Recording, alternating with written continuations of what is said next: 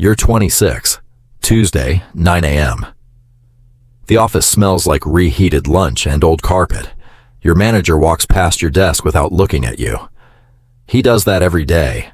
If he looked 2 seconds longer, he'd realize the employee he just walked past was worth more than the entire floor put together. Your phone buzzes once, no sound, just text. Acquisition closed. Funds transferred. 11 months ago, you registered a company nobody had ever heard of. Then, nothing happened. At least that's what everyone believed. Quietly, while everyone else kept living their lives, the machine was assembling itself. Today, that invisible company just made its first move. A tiny software business. Nobody noticed. That was the mistake. It just bought a logistics firm nobody else wanted, for $40,000. The number on the sheet is already worth triple that. Your hands go cold, not from the money, from what it means. You didn't build a company. You built a machine. And for the first time, it moved without you pushing it. You close the laptop. Someone asks if you're okay. You say you're fine. You are not fine. You're standing at the edge of something enormous, and nobody 10 feet away has any idea. Go back 18 months. Everything you owned came to $600, a domain fee and a registered agent fee. You bought a dying e-commerce brand off a burned-out founder on a forum. Fixed the checkout flow in a weekend. Told no one. 4 months later, it had made $11,000 in profit. You sold it for $31,000 to a buyer who never learned your real name. That was the first rule, and you wrote it down that same week. Stay invisible. The moment people know what you're building, they start asking why. And why is a door that lets them in. You split the $31,000, half into a second acquisition, a directory site with decent traffic and a lazy owner. Half into legal structure, because the entity matters more than the asset. You form a holding company. Everything you buy now belongs to it, not to you. 3 months later, the directory site triples its ad revenue after you rebuild the backend at 2 a.m., then show up to your day job at 9 like nothing happened.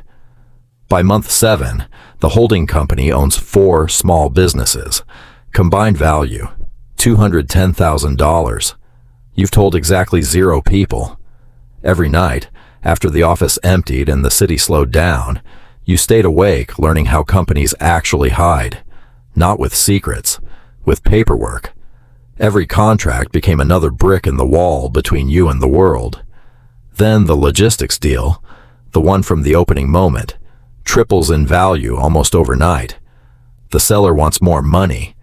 He starts making calls, not a lawsuit. Calls to people who know people, to a local business reporter.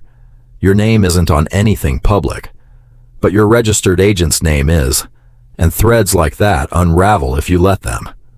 7 a.m., a parking garage that smells like oil and cold concrete. You bring documentation, timestamps, emails, every proof the deal was clean. Outwardly, nothing changes. Inside, every heartbeat sounds loud enough to give you away. He goes quiet. Takes $8,000 to walk away. You drive to work shaking, not from fear, from something closer to hunger. You just protected everything you built using nothing but paper and nerve. That's when you understood something nobody teaches. Businesses don't collapse because they make money. They collapse because they attract attention. 10 months in, the company crosses 7 figures on paper. You still live in the same apartment, still drive the same car, check engine light on for a year, because your own rule says, never let your lifestyle become a receipt for your success. You quit the day job at month 11. No dramatic exit. A 2-week notice and a line about freelancing. Your manager wishes you luck. Free of the cubicle, you move faster. Acquire an invoicing tool for $110,000, negotiated entirely over encrypted messages with a broker who's never seen your face. Double its revenue in 4 months. Somewhere in here, the reason changes. You started out angry at being overlooked. Now you keep going because stopping feels worse than continuing. Your partner asks why you seem distant. You say work is stressful. It isn't a lie. It's a smaller truth hiding a bigger one. By month 18, you're near 9 million in enterprise value. A bigger competitor offers 1.8 million for your logistics company outright. The same one that almost exposed you once already.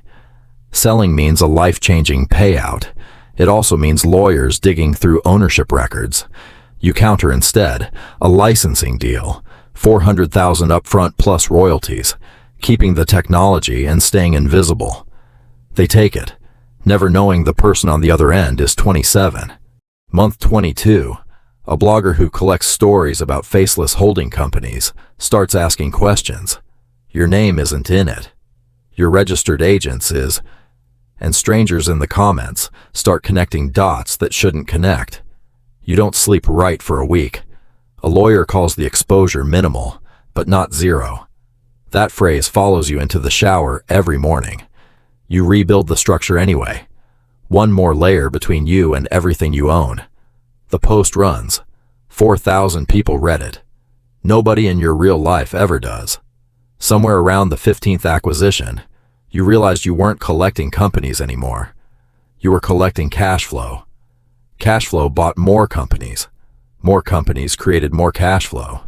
The machine had learned to feed itself. 19 forgettable companies.